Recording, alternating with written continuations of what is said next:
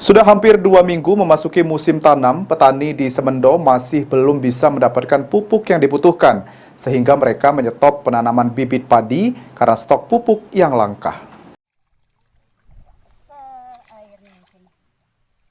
Sudah hampir 2 minggu masuk masa musim tanam padi, petani di desa Segamit dan Semendo Raya tidak bisa mendapatkan pupuk yang mereka inginkan, yaitu pupuk SP36 dan ZA. Menurut Rusman, sebagai penyedia pupuk bagi petani, dirinya harus rela mencari pupuk jenis tersebut hingga keluar kota demi memenuhi kebutuhan petani padi, namun masih belum ditemukan.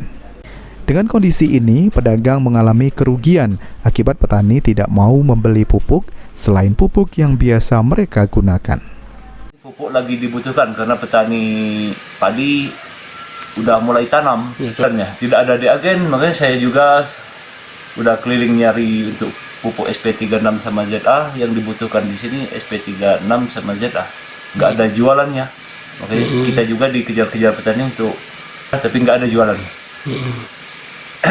Walaupun untuk sekarang dia juga masih, untuk petani masih bingung mau pupuk SP36 nggak ada, mau ngambil pupuk lain juga belum berani karena risikonya.